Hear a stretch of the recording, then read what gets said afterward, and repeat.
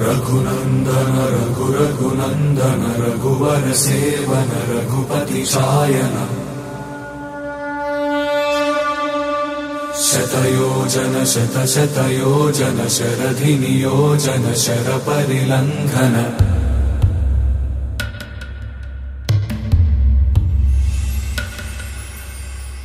रघुनंदन रघुरघुनंदन रघुवर seven Raghupati Shayan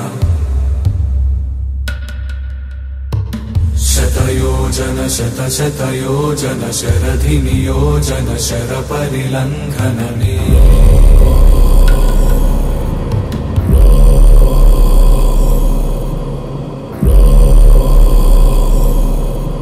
చరితం అపురూపమైనది, అపూర్వమైనది, అజరామరమైనది.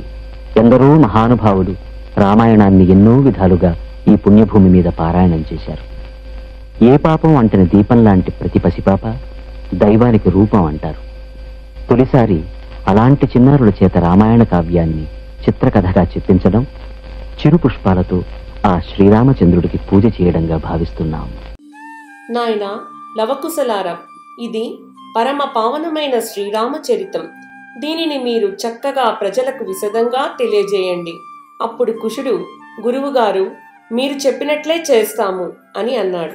లవుడు కూడా శ్రీ సీతారాముల జీవన ఆదర్శాలను ప్రజలకు తెలియచేస్తాం గురువుగారు అని అన్నారు. రామాయణము శ్రీరామాయణము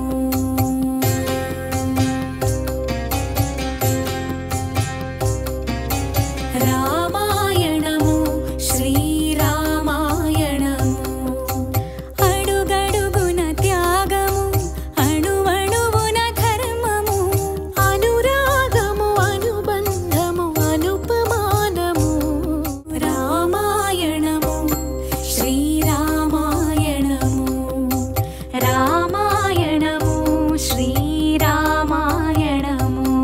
వైకుంఠంలో ద్వారపాలకులైన జయ విజయులు త్రేతాయుగంలో రావణ కుంభకర్ణులుగా జన్మించారు. వారిని సంహరించడానికి శ్రీ మహావిష్ణువు శ్రీరామునిగా, ఆదిలక్ష్మి సీతామాతగా అవతరించారు. దేవుళ్ళే మెచ్చింది మీ ముందే జరిగింది, వేదంలా నిలిచింది సీతారామ కథ వినుడి ఇక వినుడి, ఆ మహిమే ఇక కనుడి. మీకోసం రాసింది మీ మంచి కోరింది, మీ ముందుకొచ్చింది సీతారామ కథ వినుడి ఇక వినుడి, ఆ మహిమే ఇక కనుడి. అయోధ్య నగరానికి రాజు దశరథ మహారాజు. ఆయనకి కౌసల్య, సుమిత్ర, కైకేయి అని ముగ్గురు భార్యలు. ఆయనకు పుత్ర సంతానము లేనందువలన గురువు వశిష్ఠుని ఆజ్ఞతో పుత్రకామేష్టి యజ్ఞం చేశాడు. యజ్ఞపురుషుడి ఫలం వలన ఆయనకు రామ, లక్ష్మణ, భరత, శత్రుఘ్నులని 4 కుమారులు కలిగారు. అయోధ్య నీలే దశరథ రాజు, అతని కులసతులు గుణవతులు మూగురు. పుత్రకామయాగం చేసెను రాజే, రాణులు కౌసల్య, సుమిత్ర, కైకలతో కలిగిరి వారికి శ్రీవర పుత్రులు రామ, లక్ష్మణ, భరత, శత్రుఘ్నులు 4. రఘువంశమి వెలిగే ఇలమున ముందిరి జనులే. దేవుళ్ళే మెచ్చింది మీ ముందే జరిగింది, వేదంలా నిలిచింది సీతారామ కథ వినుడి ఇక వినుడి, ఆ మహిమే ఇక కనుడి. ఇంతింత సుఖ శాంతి వసగేనిది, మనసంత వెలిగించి నిలిపేనిది, సరిదారిని జనులందరి నడిపే కథ ఇది. దేవుళ్ళే మెచ్చింది మీ ముందే జరిగింది, వేదంలా నిలిచింది సీతారామ కథ వినుడి ఇక వినుడి, ఆ మహిమే ఇక కనుడి.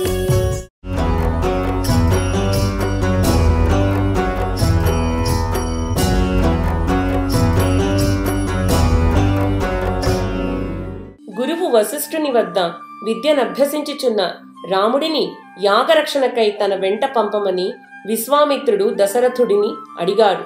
రాముని తోడుగా లక్ష్మణుడు కూడా విశ్వామిత్రుని వెంట వెళ్ళాడు. విశ్వామిత్రుడు రామలక్ష్మణులకు దివ్యాస్త్రాలను ఇచ్చాడు. శరథ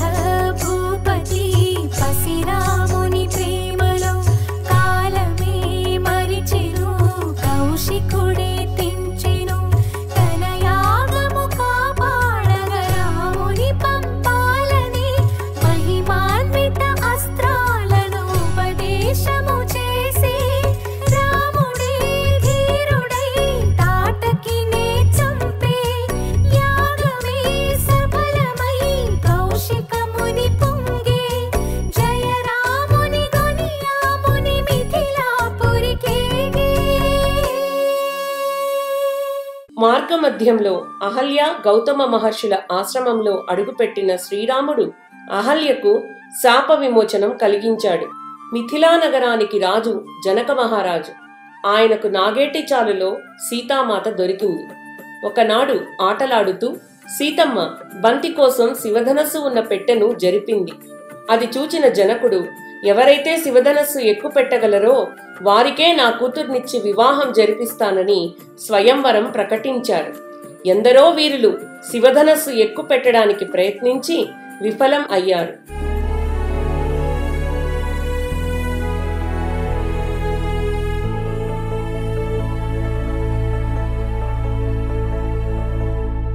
శివధనువదిగో నవవధువిదిగో రఘురాముని తేజం అభయం అవిగదిగో సుందర వదనం చూసిన మధురం నగుమోమున వెలిగే విజయం అదిగదిగో ధనువును లేపి మోహన రూపం ఖిల ఖిల ధ్వనిలో ప్రేమకి రూపం పూమాలై కదిలే ఆ స్వయంవర వధువే.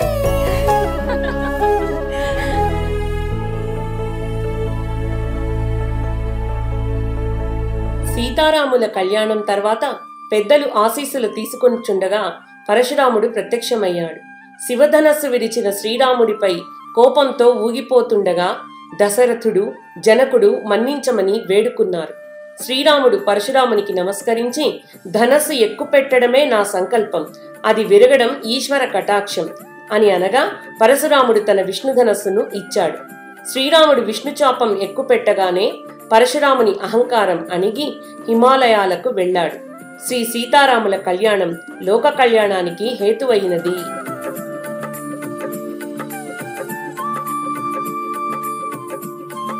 ఆ తర్వాత కొంతకాలానికి దశరథుడు శ్రీరాముని రాజుగా అభిషేకించాలని ప్రకటించాడు. అయితే మూడవ రాణి కైకేయి వద్ద దాసిగా ఉన్న మందర కైకేయికి లేనిపోనివి చెప్పి కైకేయి కొడుకైన భరతుడిని రాజుని చెయ్యమని నూరిపోసింది. కైకేయి పూర్వం దశరథుడిచ్చిన 2 వరాలు కోరుకుని రామునికి వనవాసం, భరతుడికి రాజ్యాభిషేకం కోరింది. తండ్రి మాట ప్రకారం శ్రీరాముడు, ఆయన వెంట సీత, వారికి తోడుగా లక్ష్మణుడు వనవాసానికి వెళ్లారు. కలవరం తెచ్చింది కైకకిచ్చిన వరం కానలకు పంపమని లేక కనికరం 14 ఏళ్ళు శ్రీరాముని వనవాసమును చేయమన్నది వనవాసమును చేయమన్నది.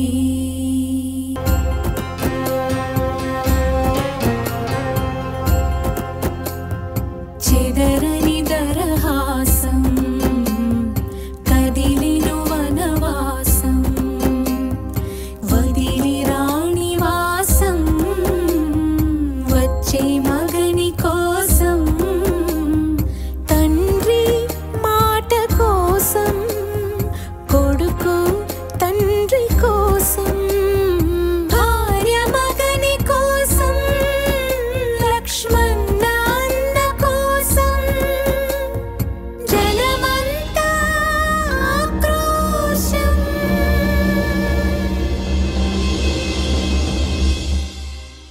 వనవాసంలో ఉన్న రాముని వద్దకు భరతుడు వచ్చాడు. కరుణించి వెనక్కి రమ్మని వేడుకొన్నాడు. శ్రీరాముడు అందుకు అంగీకరించలేదు. బదులుగా భరతుడు శ్రీరాముని పాదుకలను తలపై పెట్టుకుని పాదుకలకే రాజ్యాభిషేకం చేశాడు.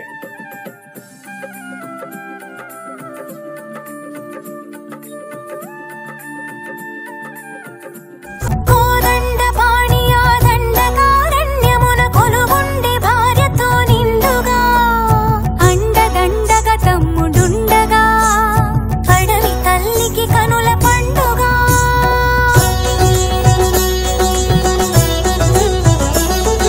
సుందర రాముని మోహించే రావణ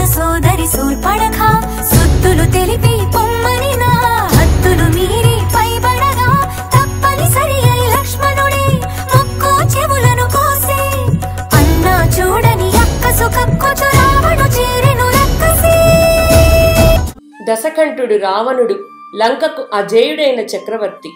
ఆయన తేజస్సు, విజ్ఞానం, మేధాశక్తి అపారమైనవి. శివభక్తుడే కాక అష్టదిక్పాలకులను జయించిన వీరుడు. శివుని మెప్పించి ఆత్మలింగం సాధించాడు. విభీషణుడు రావణి తమ్ముడు, సత్యవాది, ఎల్లప్పుడూ ధర్మాన్నే ఆచరిస్తాడు. కుంభకర్ణుడు రావణుడి రెండవ తమ్ముడు, మహాశక్తివంతుడు.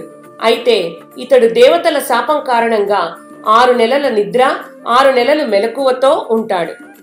రావణుడి కొడుకైన మేఘనాథుడు ఇంద్రుని జయించి ఇంద్రజిత్ అని పేరుగాంచాడు. లంకాధిపతి రావణుడి చెల్లెలు శూర్పణఖ శ్రీరామలక్ష్మణులచే తిరస్కరించబడి అవమానంతో తన అన్న వద్దకు వెళ్లి సీతను చెరపట్టమని కోరింది. సీతను అపహరించడానికి రావణుడు మారీచుని బంగారు జింకగా మారమని ఆజ్ఞాపించాడు.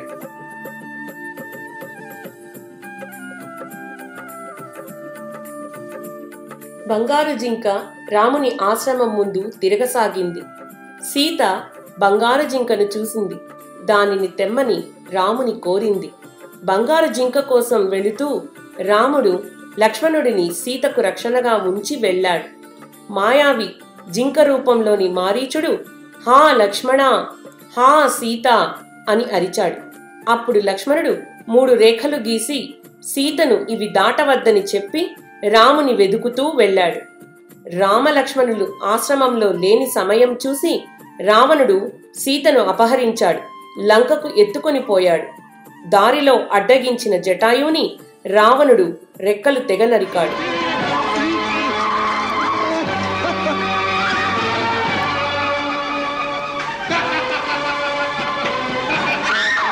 రాముడు ఆశ్రమానికి తిరిగి రాగానే సీత కనపడకపోవడంతో ఆమెను వెతకడం ప్రారంభించాడు. అడవిలోని ప్రతి చెట్టు, ప్రతి కొండ చుట్టూ తిరుగుతూ హా సీత, హా సీత అని ఆర్తిగా పిలుస్తూ బాధగా వెతుకుతున్న రాముడికి కొన ప్రాణాలతో ఉన్న జటాయువు కనిపించాడు. రక్తపు మడుగులో ఉన్న జటాయువు రాముడికి సీత జాడను తెలిపి మరణించాడు. సీతా సీతా సీతా సీతా అని సీతకి వినిపించేలా రోదించే సీతాపతి. అలా సీతను వెతుకుతూ రామలక్ష్మణులు శబరి ఆశ్రమానికి చేరుకున్నారు. రాముడి దర్శనంతో శబరి ఆనందంతో పొంగిపోయింది. శబరి ప్రేమతో రాముడికి పండ్లు సమర్పిస్తూ ప్రతి పండును తను రుచి చూసి తీయగా ఉన్న పండ్లను మాత్రమే రాముడికి ఇచ్చింది. శబరి సంతృప్తితో రాముడికి మతంగ మహర్షి గురించి తెలియజేసి సుగ్రీవుని సహాయం పొందమని సూచించింది.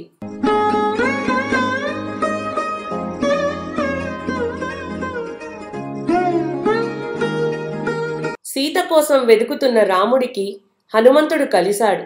రాముణ్ణి సుగ్రీవుని వద్దకు తీసుకువెళ్లి సీతమ్మ నగలను రాముడికి చూపించాడు. అవి చూసిన లక్ష్మణుడు ఇవి వదినమ్మవే అని చెప్పగా వానర సైన్యం మొత్తం రాముని వెనక నిలిచింది. రాముడిచ్చిన అభయంతో సుగ్రీవుడు వాలిని యుద్ధానికి పిలిచాడు. కాని వాలి సుగ్రీవులు ఒకే పోలికతో ఉన్నందువలన శ్రీరాముడు వాలిపై బాణం వేయలేకపోయాడు. యుద్ధంలో ఓడి తిరిగి వచ్చిన సుగ్రీవుని ఓదార్చి రాముడు సుగ్రీవుని మెడలో పూలమాల వేసి తిరిగి యుద్ధానికి పంపించాడు. వాలి సుగ్రీవుల మధ్య హోరాహోరీ యుద్ధంలో వాలిపై బాణం వేసి రాముడు వాలిని సంహరించాడు. సుగ్రీవుని కిష్కింధ రాజ్యానికి రాజుని చేశాడు. రావణుడు అశోకవనంలో సీతను ఉంచాడు. తనని వివాహమాడమని సీతను వేధించసాగాడు. అప్పుడు సీతామాత గడ్డి పరకను ముందుంచుకుని రావణుడితో రాముని గూర్చి హెచ్చరించింది.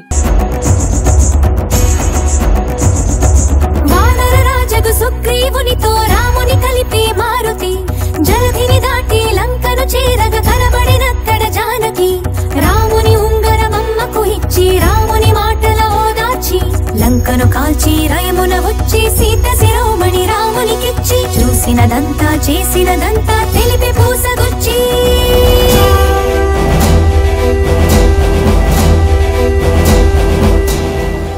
ఆ విధంగా వానరరాజు సుగ్రీవుడి సహాయంతో సీత లంకలో ఉన్నదని తెలుసుకొనిన రాముడు లంకాధిపతి రావణుడిపై యుద్ధానికి సముద్రంపై సేతువు కట్టాడు.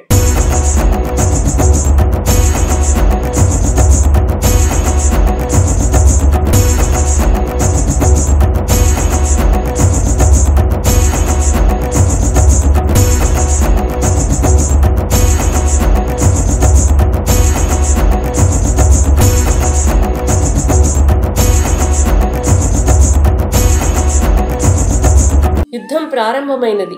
రావణుడు అనేక మంది రాక్షస వీరులను యుద్ధానికి పంపాడు.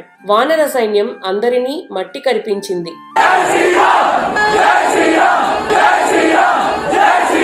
యుద్ధంలో అనేక మంది రాక్షస వీరులు మట్టి కరుస్తున్నారు అన్న వార్త విన్న రావణాసురుడు తన సోదరుడైన కుంభకర్ణుణ్ణి నిద్రలేపమని ఆజ్ఞాపించాడు. రావణుని ఆజ్ఞ మేరకు కుంభకర్ణుణ్ణి నిద్రలేపడానికి ప్రయత్నించారు.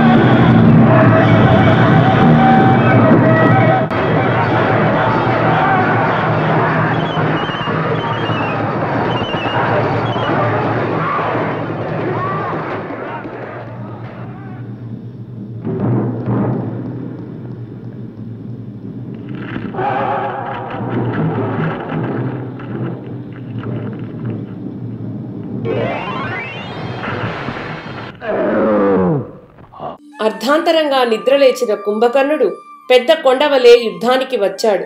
కుంభకర్ణుని కాళ్ల కింద పడి వానరులు కకావికలమయ్యారు. కుంభకర్ణుడు సమస్త వానర సైన్యాన్ని భయభ్రాంతుల్ని చేశాడు. కాని లక్ష్మణుడి చేతిలో వధించబడ్డాడు. ఇంటి గుట్టు లంకకు చేటు తెచ్చింది. అన్న దురాచారాన్ని సహించలేని విభీషణుడు లంకను వీడి తన మంత్రులతో రాముని వద్దకు వచ్చి శరణు కోరాడు. రాముడు లంకా రాజ్యాధిపతి చేస్తానని విభీషణుడికి మాట ఇచ్చాడు. సీతామాతను సగౌరవంగా శ్రీరామునికి అప్పగిస్తానని విభీషణుడు పలికాడు. కుంభకర్ణుడి మరణం, ఇంకొక తమ్ముడు వైరిపక్షం చేరడం రావణుడిని బాధించాయి. రావణుడి కుమారుడు ఇంద్రజిత్తు యుద్ధానికి వచ్చాడు. తన మాయాజాలంతో వానర సైన్యం మొత్తాన్ని సమ్మోహితుల్ని చేశాడు. తనతో యుద్ధానికి వచ్చిన లక్ష్మణుడిని మూర్ఛపోయేలా చేశాడు. లక్ష్మణుడి మూర్ఛ చూసి రాముడు భోరున విలపించాడు. సుగ్రీవుని ఆదేశంతో హనుమంతుడు సంజీవిని పర్వతాన్ని తెచ్చాడు. వైద్యుడు సుషేనుడు ఇచ్చిన మూలికా ఔషధంతో లక్ష్మణుడు మూర్ఛ నుంచి తేరుకున్నాడు. శ్రీరాముడు లక్ష్మణుడిని కౌగలించుకుని ఆనందించాడు. మూర్ఛ తేరుకున్న లక్ష్మణుడు ఇంద్రజిత్తును వధించాడు.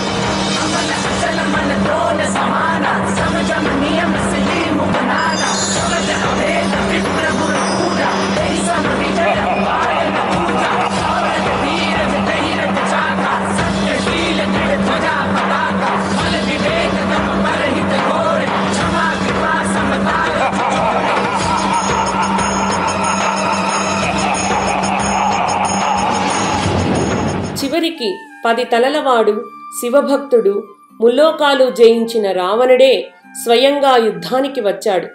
రాముడు రావణుడి సారథిని గుర్రాలను చంపి నేడు పోయి రేపు రా అని పలికాడు. మరుసటి రోజు రావణుడితో యుద్ధం సాగింది. అగస్త్యుడు వచ్చి రాముడికి ఆదిత్య హృదయం ఉపదేశించాడు. విభీషణుడు రావణుడి ఉదరంలోని అమృతభాండం గుట్టు రాముడికి చెప్పాడు.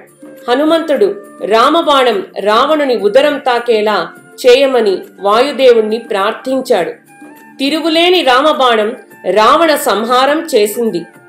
రావణ సంహారంతో వానర సైన్యం విభీషణాదులు శ్రీరామునికి జయ జయధ్వానాలు చేశారు. దేవతలు పుష్పవర్షం కురిపించారు.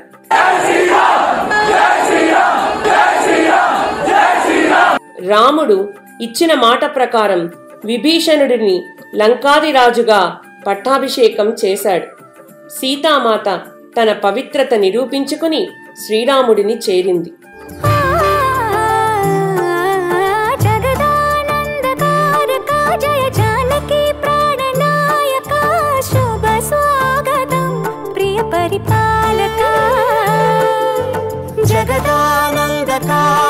जय जानकी प्राणनायक शुभ स्वागतं प्रिय परिपालक మంగళకరమౌ నీరాక ధర్మానికి వేదిక అవుగాక మా జీవనమే ఇక పావనమౌగాక నీ పాలన శ్రీకరమౌగాక సుఖ శాంతులు సంపదలిడుగాక నీ రాజ్యము ప్రేమ సుధామయమౌగాక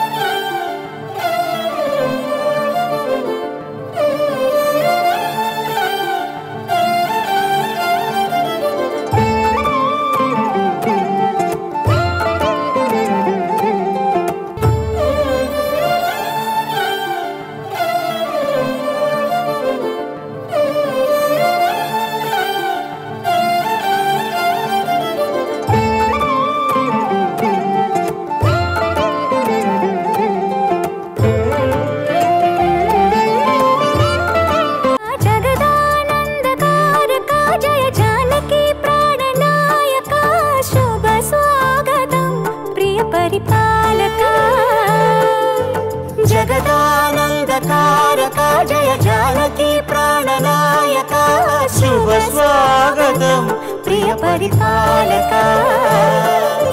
మంగళకరమౌ నీరాక ధర్మానికి వేదిక అవుగాక మా జీవనమే ఇక పావనమౌగాక నీ పాలన శ్రీకరమౌగాక సుఖ శాంతులు సంపదలిడుగాక నీ రాజ్యము ప్రేమ సుధామయమౌగాక జగదానందకారక జయ జానకి ప్రాణనాయక శుభ స్వాగతం ప్రియ పరిపాలక రామచంద్రాయ జనక రాజజా మనోహరాయ మామకాభీష్టదాయ మహితమంగళం చారు కుంకుమోపేత చందనానుచర్చితాయ హారకటక శోభితాయ భూరి మంగళం విమల రూపాయ వివిధ వేదాంత వేద్యాయ సుజన చిత్త కామితాయ సుభగ మంగళం రామదాస మృదుల హృదయ తామరస నివాసాయ స్వామి భద్రగిరివరాయ దివ్య మంగళం దివ్య మంగళం దివ్య మంగళం